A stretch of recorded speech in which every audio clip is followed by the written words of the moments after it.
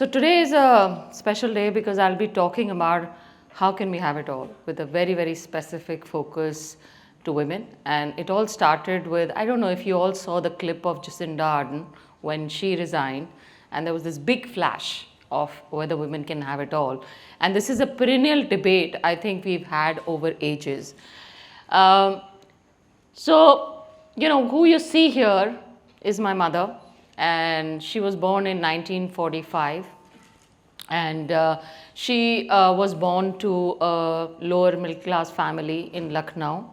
Her father was a librarian, and there were two girls and one boy, and the girls went to a Hindi medium school and the boys went to the English medium school because that's all her parents could afford. But nevertheless, she was the oldest, so she wanted to support her father in many ways. And she decided to go for medicine. You know, in those good old days, boys did engineering and women did medicine. So she appeared for medical exam in KGMC in Lucknow, and God willing, she made it. And the first time, as she tells me, that she went to the medical school, she came back crying. Telling her father that, the entire session was in English and I don't understand English. So therein her journey started by self-teaching herself English. She obviously completed her MBBS, got married and moved on to, practicing as a doctor. And as she grew and she got married, she had two girls, and that was another journey. So we grew up hearing ki Dr. Kiran has two daughters and what will be, will be. So that's the journey of my mother. But I think as she was growing up, one of the things she was obsessed about was, my daughters need to know how to speak in English. So there I am delivering in honor of her in English, because language was a big, big barrier for her and made her feel inferior in many ways. And every time I've spoken to her, education has been the prime focus, and she made sure that her children were, educated in the right way. Moving on further, this is a lady, her name is Mita. Mita was born in 1974. As much as my mother, Dr. Kiran, she stood for resilience, Mita for me has taught lessons about relationships. She kind of went through lots of relationship stresses in life, but never lost hope and optimism. She went through a bad relationship, she took a break, she started to become an entrepreneur, picked her life again, had a daughter at 40, and now is a successful entrepreneur in her own rights. So that's Mitas Story, and she really represents relationship and the power of relationship, because in spite of all the bad may have happened and the bad she's seen around her, her strong value comes from people are good at heart. It's the circumstances around them that make them behave badly. So that's a mantra I have learned from Mita. Moving on forward, so that was the past, Mita was the present, and this is the future. And this is Avni. Avni was born in 1998, so she represents the age group quite a bit here. And what I've learned from Avni is her resolve and her optimism to really change the future. I think many of you young kids today, and especially the young girls, when you graduate out of a college or a university, it's a very level playing field. And for a lot of women out there, then life happens. Life happens because parents say it's time to get married. Life happens because somebody tells you it's time to have kids. Life happens because somebody, mother-in-law, mother, husband says, now you have a child, you should be looking after, that's your priority. And gradually, all the lovely things you've learned during your education tend to fizzle away in a way that when you are at Mita's age or my mother's Dr. Kiran's age, you figure out that life has suddenly left us behind. And in this debate, how do we decide or how do we pursue as women to have it all? So the common factor between the three women that I presented, the first one you obviously guessed, the first one's my mother, second one is my sister, and third one is my daughter. Right? And I think, for me, as I have grown as a professional of, having worked in different companies and different corporates, I've grown up looking at a lot of women role models in my life. As I grew up in my household, we were two sisters, and my mother would often say, you know, my girls will be my daughters. And that didn't really make me happy, because why does a daughter have to behave like a boy? So sorry, my mother would say my daughters will be like my boy or my son, and I would get upset about that. So I've grown up in that environment where the thinking was slightly different.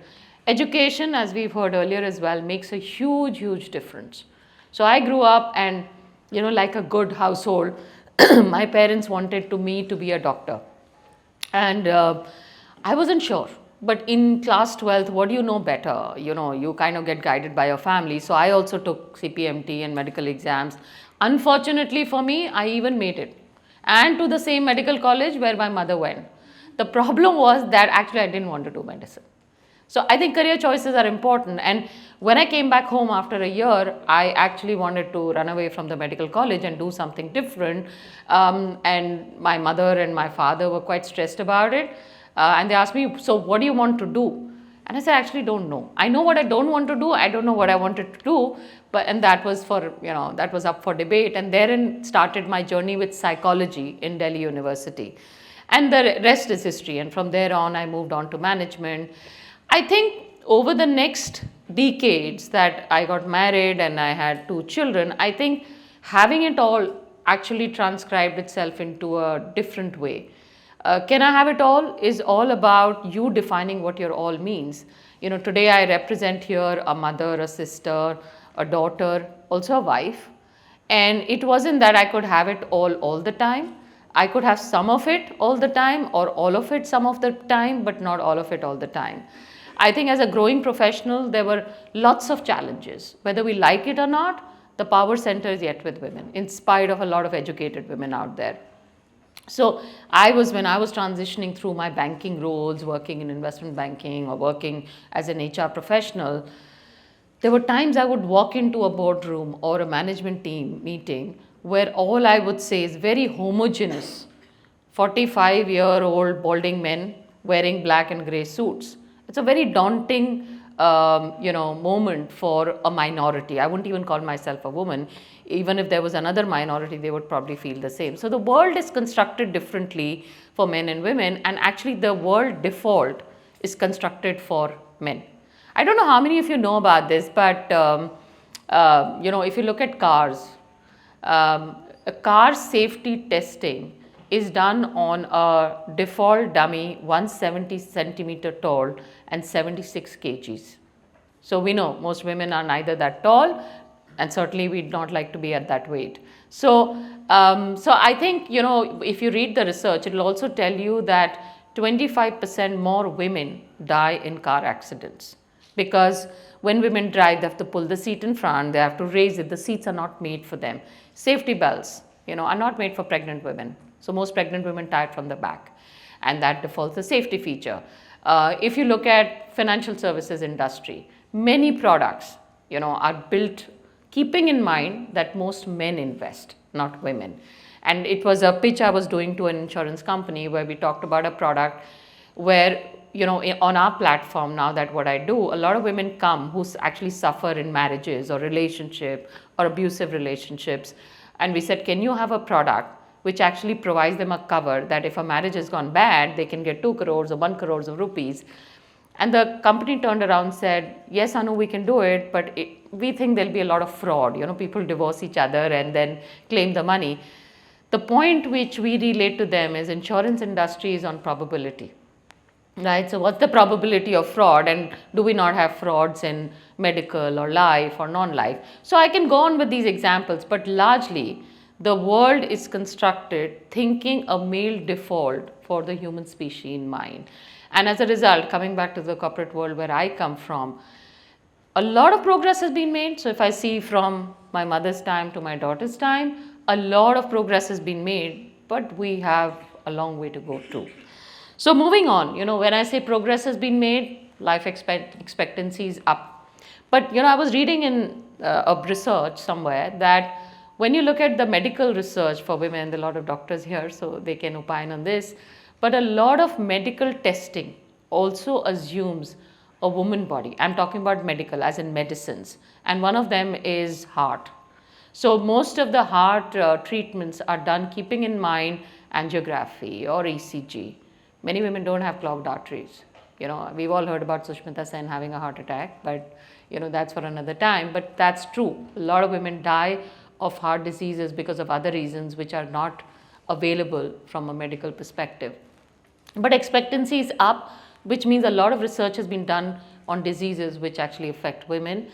Labor force participation rate has certainly increased. It's nowhere close to what we'd like it to be, but as you can see, it's moved from 23.5 to 28.5. So it's in the right direction, which makes me really optimistic. And literacy rate. I think this is the biggest achievement, because we actually find many women or many girls coming out of schools and colleges, which gives us the feeder pipeline in the future. Having said that, many women are coming out of colleges, but very few retained in the workplace. And it's a catch-22. And I think, hold both women and workplaces accountable for that. And I'm a big one on Aspiration Gap, and you know, there is nothing which works unless you do. So all the 3 women I talked about, things worked for them because they wanted things to be the way they wanted it. Women in senior management, you know, where is the power? Power is at the top. And let me be honest, many times in my role when we were promoting women, a lot of women are almost don't want to be using power because it's stressful. I don't want to be a CEO. I don't want to be a CXO because it's very stressful. I'm very happy being at a certain level because I get some money and I'm kind of, adding to my husband's income. And so for a lot of women out there, if you don't treat your life and your career with a priority, nobody else will. CEO positions we've talked about. If you look at things like board seats, and I hope a lot of women out here will be, feeder to the board position. I sit on 3 boards. And every time I walk into the board, nobody says this, but it's almost, I feel it that I'm here because I'm a woman and the government mandates there has to be a woman on a board. And nobody says this, but many a times I feel I have to work harder in terms of the conversation which is going on to earn my stripes. But as they say, for the fear of dying, you don't stop living. So we have to keep pushing alongside the edge to make sure these numbers and stats change. I think the education system is providing a feeder. I think the workforce ecosystem has to change to be more inclusive, to have more women out there. How do we have it all? So these are some of the things which I learned. So from, working in a corporate world for about 3 decades, I decided to jump on to become an entrepreneur. So I'm a late entrepreneur, and quite a few lessons and multiple experiences that I have learned. First of all, when I launched a platform where our mission statement was we want to balance workplaces, in the corporate world, many investors actually thought I was running a non-profit or an NGO or a Section 8 company, because anything related to women must be an NGO.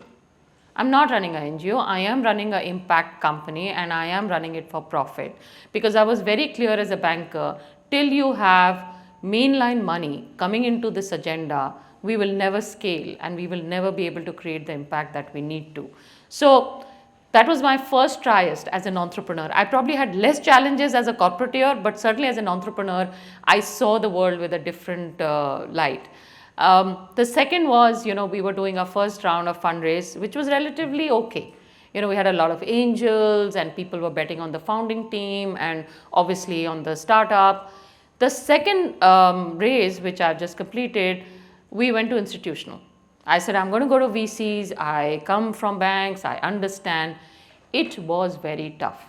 So don't get schmoozed by media and all the good stories which are carried out there, because for every company, money is raised, there are 10 others who are suffering. And let me also tell you, I think media overdoes the whole entrepreneurship bit.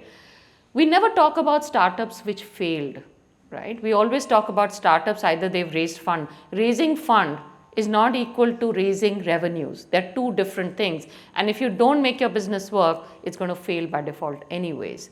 But anyway, so my second round was great fun. I had a lot of unsolicited mentoring and advice, which was, I know you're doing a lot of skilling for both men and women, because on our platform, we're very, very inclusive of men. A discussion around gender diversity can never be conclusive unless we have men coming along with us. So you do a lot of training for men and women, but women, are they really serious about this stuff? And I'm not kidding you. This is the conversation I've had. Yes, we can show you data. We can show you there's so many women and men allies who are helping them. No, no, no, no. You should add some makeup courses. You should add some sari draping. Anu, this sells. And I was like, guys, if I have to sell, there are many other products that I can sell. I'm not a TikTok, I'm a LinkedIn. So let's get to the professional space, because if you have to really change the equation, we will have to focus on mindsets and skilling. So this was one VC. Second VC. We really like the product. We like the fact that over 2-3 years, you guys have tripled your revenues. But why do you do this?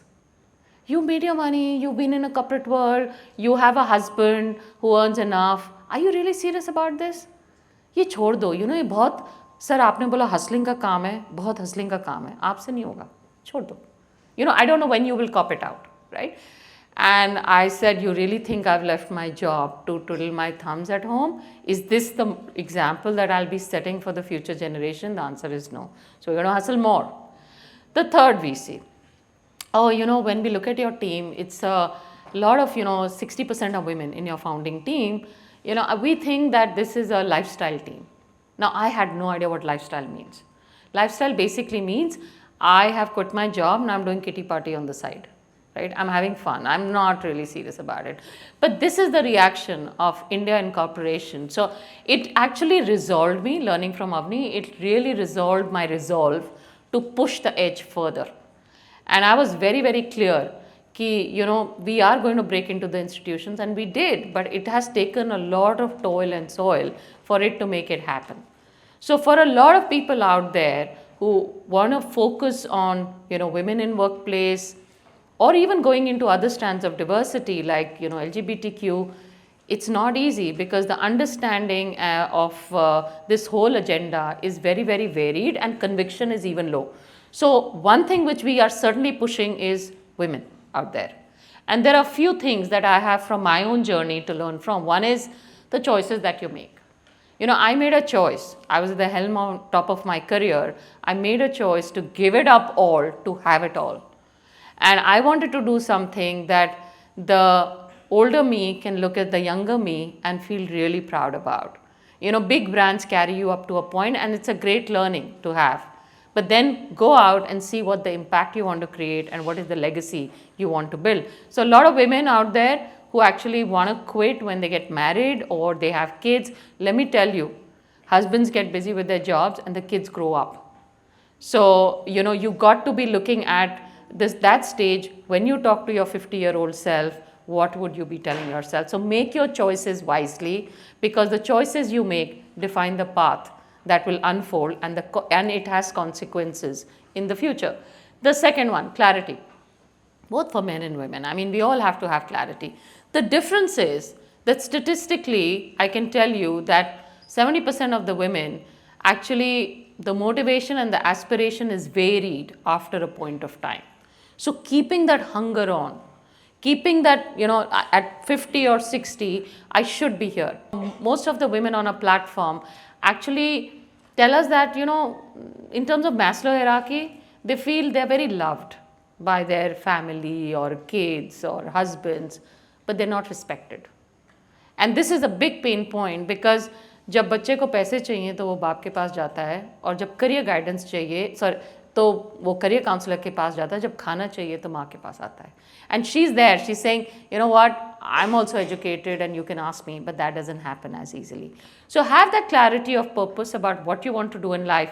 And let me also pause here and say, it's okay if somebody wants to be a house husband or a housewife. Nothing wrong with it, so long as that's a voluntary choice and not a choice under pressure. Something which makes you happy, and something at the age of 50 or 60 you'll be proud to be. The third one, conviction and courage. For me, this is the fuel. I think we've spoken a lot about courage today, and every journey requires that conviction and courage. For me, given we've had dual careers, there have been multiple times where my husband's in one country and my kids are in one country and I'm in another country. And Our families have told us we've completely lost it. 6 साल के बच्चों को छोड़ के कहाँ जा रहे हो? But it's about balancing your own priorities. And very often you'll hear work-life balance. There's nothing called work-life balance. Okay, so that's the good news. It is decided by you. It's never 50-50. It could be 90-10 on some days and it could be 10-90 on some days. It's called harmony, being in harmony with yourself. So this whole notion when we graduate, life has to be 50-50, that's not how it works. But being convinced of the path will give you the needed courage to pursue your goals.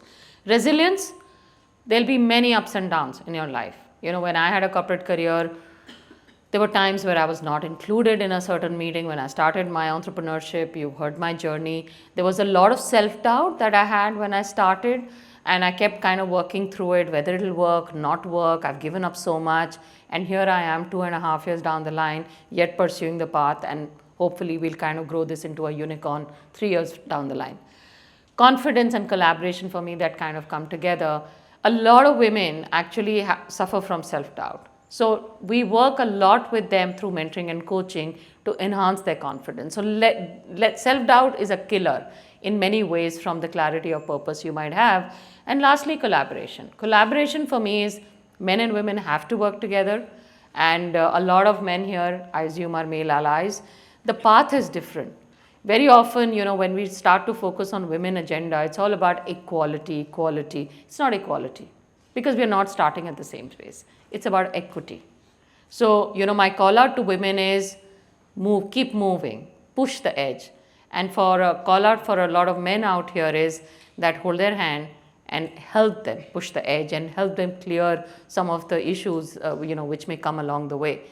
So I'm going to end at just a small quote, which is a favorite of mine, and I kind of talk about it to my team very often. I think my journey has just started. I think I've kind of reframed my mindset.